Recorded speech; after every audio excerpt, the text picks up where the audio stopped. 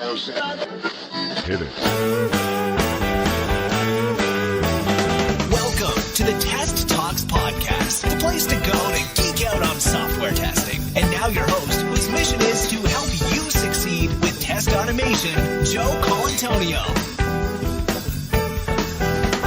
Hey, it's Joe, and welcome to another episode of Test Talks. Today we'll be test talking with Tim Koopmans, founder of Flood.io, all about his session at this year's Perf Guild, making load testing with real browsers a reality.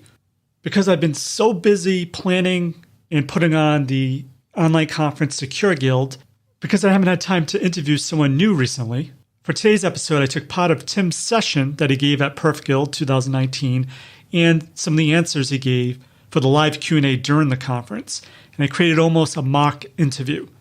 For the full awesomeness of Tim's session and to see things in action, if you missed the Perf Guild and you want to actually see Tim and all the other speakers' awesome sessions, you can get all the videos automatically when you register for Perf Guild now. Even though the event is over, you still can register and get instant access to all the recordings of the event. To do that, just head on over to perfguild.com. Test Talks is sponsored by the fantastic folks at Source Labs, the cloud-based automated testing platform that eliminates the need to maintain your own Selenium grid and test infrastructure. Try it for free today. Visit testtalks.com and click on the Sign Up Now link under the homepage sponsor section. Hey Tim, welcome to Test Talks. Hey Joe, thanks for inviting me. All right, Tim, right off the bat, could you just first tell us a little bit more about yourself and also give us a little teaser about what is Flood Element? G'day, my name is Tim Koopmans and I'm really happy to be talking to you today about making load testing with browsers a reality. I'm presenting this to you in the context of my current job, which is Director of Engineering here at TriCenters Flood. And for the past couple of years, we've been using browsers as an alternative to more traditional load testing tools at the protocol level like JMeter and Gatling. And one of the tools that we've been doing that with is called Flood Element. It's a browser-based load testing tool. It's open source and it's built on top of Puppeteer. And you can find out more information about it at element.flood.io. So Tim, in your session, you did give your definition of what is performance testing. A lot of people sometimes think of performance testing differently. So what is your definition of load testing? To me, load testing really is the art of simulating demand on a system and then measuring it for performance.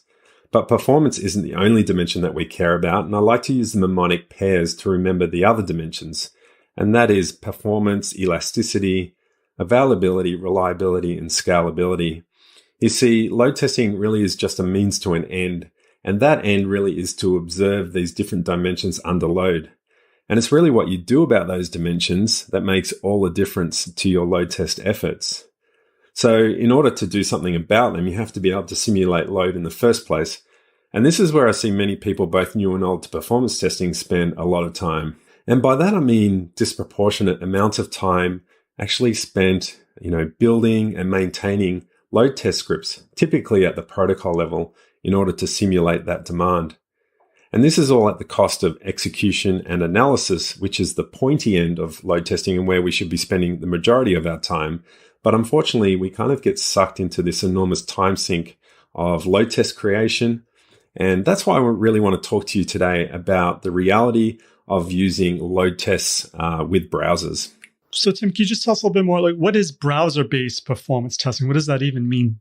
So to be clear, when I'm talking about browsers, I'm talking about the thing that you're looking at right now, which is probably Chrome. It could be Internet Explorer, for example. But not only are there different browsers, but there's also different devices and platforms that you can use it from. So maybe it's Windows, maybe it's Linux, maybe it's your desktop PC, maybe it's a laptop or a tablet or even your mobile phone. You see, the browser really is tightly coupled with the modern web, and it feels like every application these days is going to be browser-based.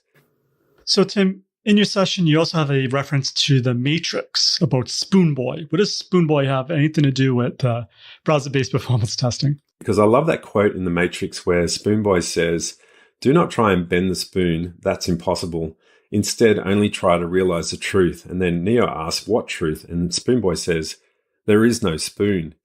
You see, in the Matrix is the perceived reality by most of the humans in the simulation. But Neo, he knows that it's a simulation, and he can literally send unexpected data into the matrix and bend the spoon. And as load testers, we sometimes behave exactly like Neo. We bypass the simulation at the browser level, and we do whatever we want to do at the protocol level. And this is quite powerful because we can fool other players in the system, like the system under test, into thinking that they're actually serving real users and real browsers, for example. But what is the cost of actually bending that reality? And should we perhaps conform to the simulation at the browser level instead? So Tim, I actually started my career as a performance tester, and I actually found creating the scripts were a lot easier than analyzing the results. So why did you feel like you should be investing more at the browser level rather than the protocol level? The biggest reason for Flood to sort of go after browsers these past couple of years is because most sites these days are becoming increasingly complex when it comes to the protocol level underneath. It's not uncommon, for example, to see over 300 requests on the first visit to Amazon.com, for example. And not only are there tons of requests slinging back and forth between the browser and server, but the browsers themselves are doing a lot more work for us these days than they did 20 years ago. So everything from parsing and executing JavaScript frameworks through to processing client-side business logic, all the way to, caching responses and even handling security, this all comes into the domain of the modern browser.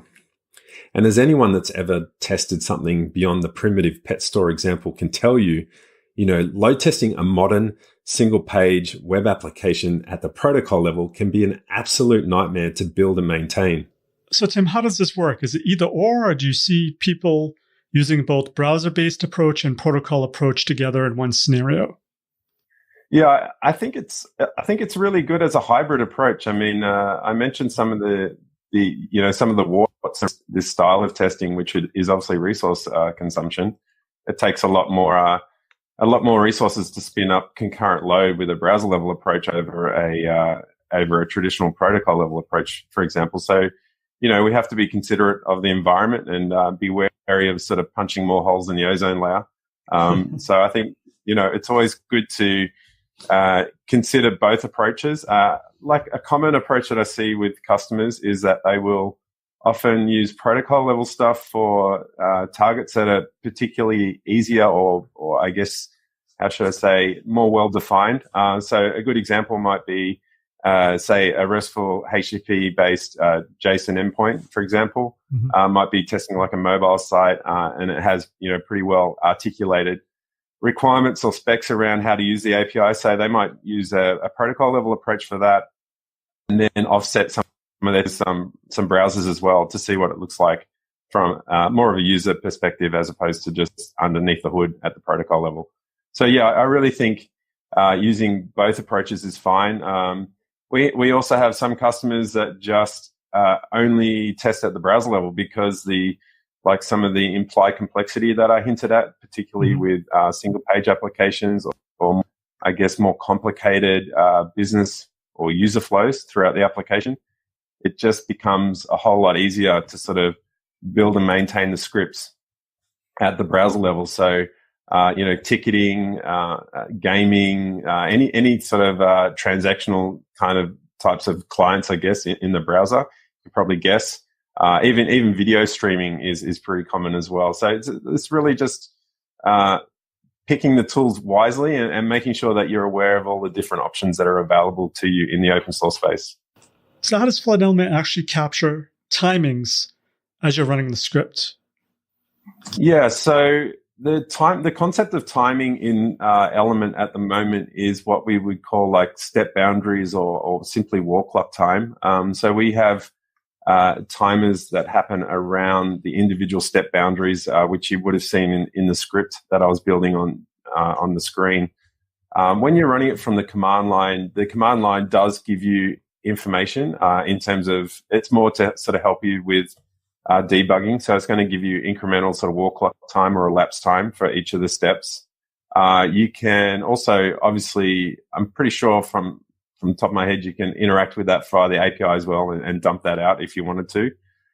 We have had customers that have asked for, I guess, like the sort of traditional reporter formats that you get with different testing tools. So being able to basically run Element as is and spit out information into some type of format that you can then consume in your tool of choice.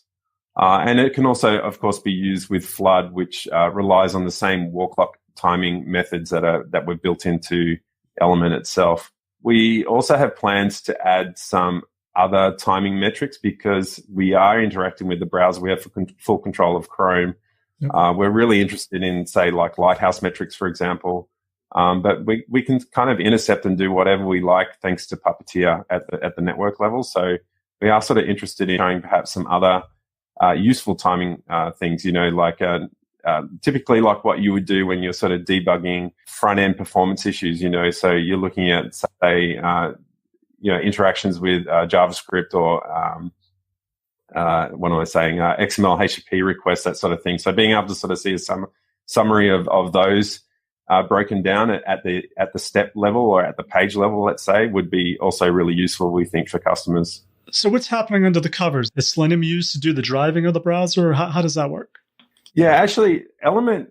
So for a while, Flood was using Selenium, and we still actually support Selenium WebDriver, the Java version, I guess. The problem that we found with that approach, and I'll just quickly talk about that, is that was even more resource hungry than say the Puppeteer approach, which is what Element's based on. The main reason is because we have to run like a separate JVM for the standalone server for it to sort of coordinate, and so that eats into the CPU and memory footprint of the load generator itself. So kind of indicative benchmarks, the similar benchmarks that I showed during the presentation, we're getting around like 5 to 10 browsers per core with a Selenium approach versus like up to about 40 within reason, depending on the script with an Element approach. So the answer is, like, we still do support Selenium because there's many customers that just prefer to write Selenium. But with Element, we kind of went in a different direction because we were really excited about, like, Puppeteer kind of answered a lot of requirements for us when it first came out. So when it came out and we saw this really nice way to interact with programmatically with Chrome without a lot of the sort of bloat that I was talking about before, that's when we started to spike the idea, well, wouldn't it be really cool if we could sort of borrow the DSL from, say, Selenium JS, which we really like and we think a lot of customers were already familiar with. Wouldn't it be kind of cool if you could bolt that together with Puppeteer and add the necessary sort of instrumentation and sort of controls that you'd need to be able to run it in a distributed environment? And that's pretty much how Element was born. So yeah, it's really sitting on top of Puppeteer at its core. It doesn't really have anything to do with Selenium aside from borrowing some of the syntax in the DSL. So Tim, is this an open source solution? Is this a paid solution? How does that work? Yeah, it's fairly new. It's Element itself is definitely open source. You can find it. You can find the links. It's on our GitHub repository. You can fork it and do whatever you like. It's like I said, it's based on Puppeteer.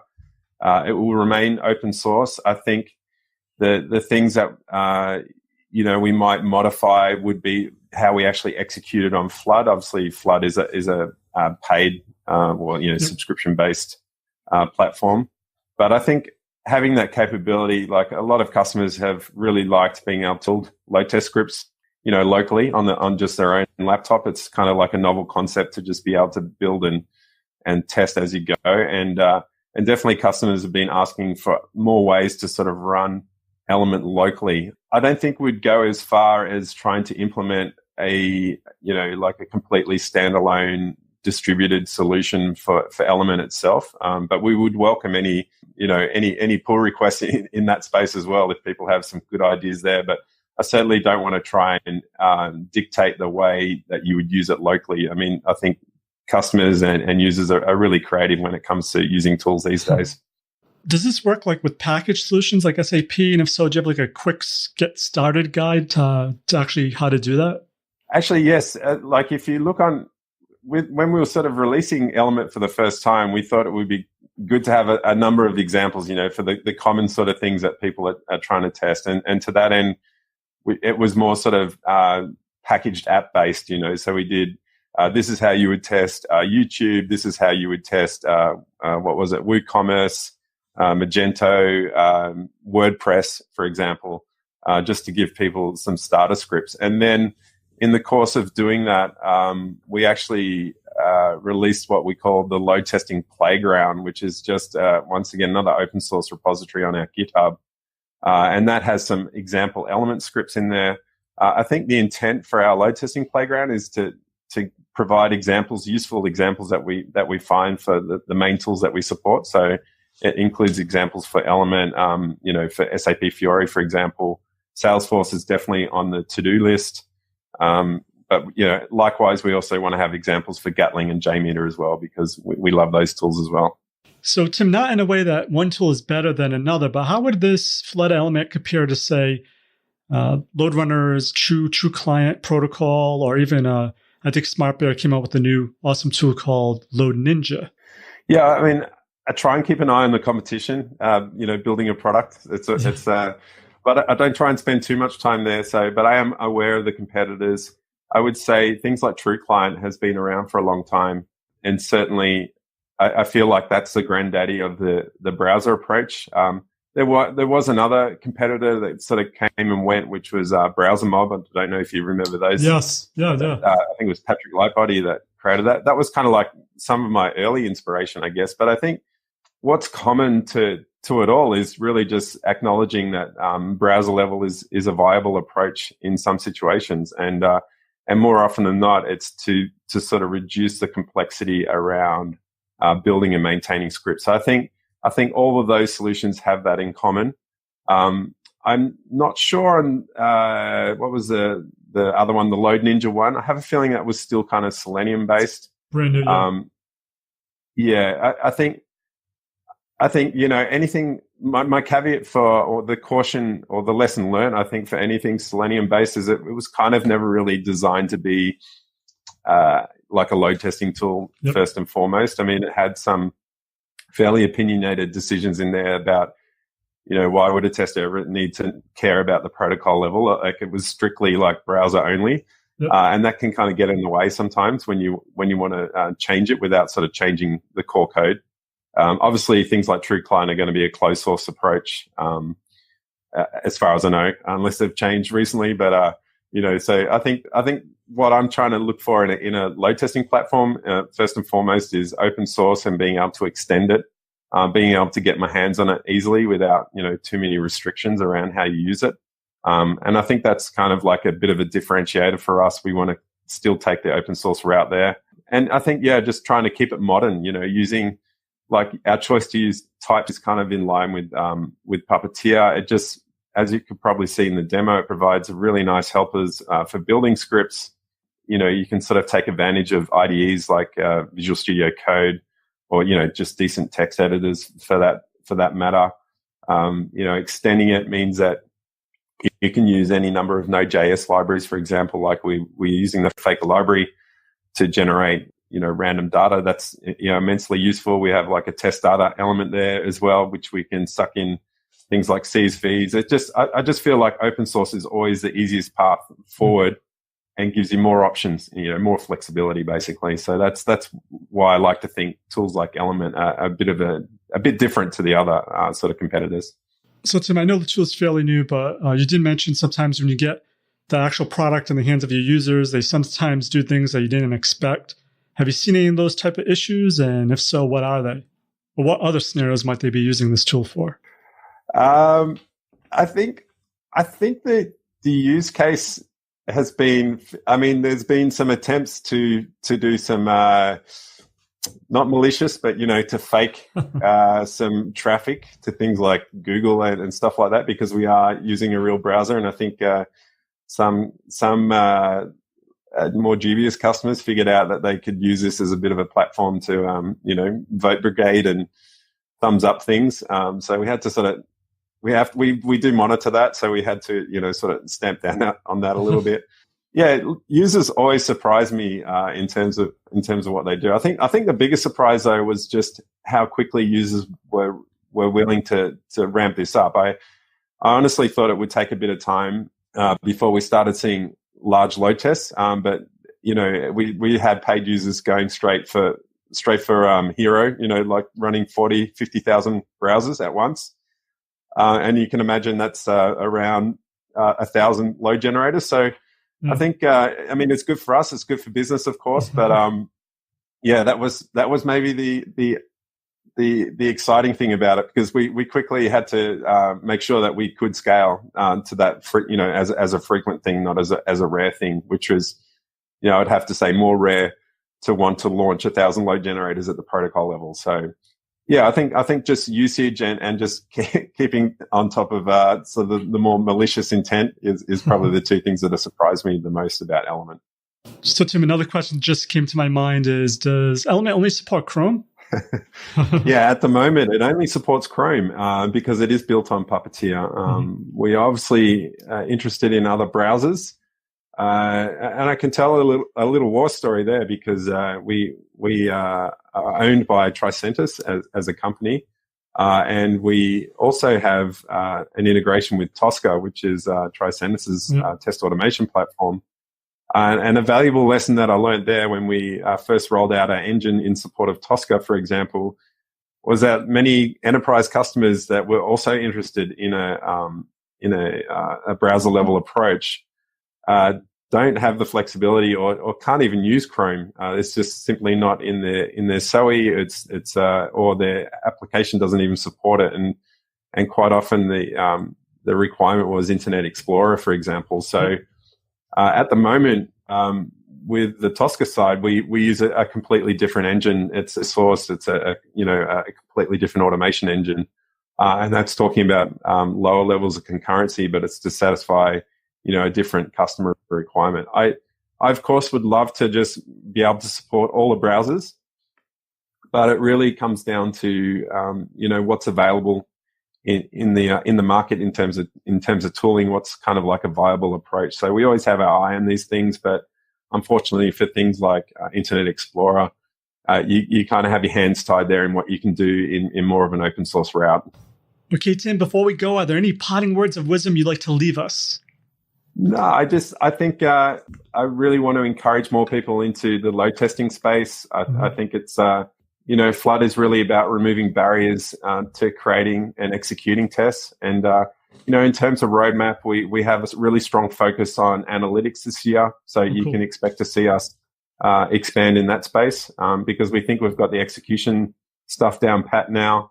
We're certainly providing lots of options in the creation side of things. And so you can see, a concerted effort from us in revamping how we do analytics as well. So that's coming from the Flood space. And that's all I have. Thanks very much for inviting me. Thank you, Tim, for your performance testing awesomeness. For links to everything of value we covered in this episode, head on over to testtalks.com/254. And while you're there, make sure to click on that sign up for a free trial link under the exclusive sponsor section to learn all about Sauce Labs' awesome products and services. So that's it for this episode of Test Talks. I'm Joe, and my mission is to help you succeed creating automation awesomeness. As always, test everything and keep the good. Cheers. Thanks for listening to the Test Talks podcast. Head on over to www.testtalks.com for full show notes, amazing blog articles, and other automation awesomeness.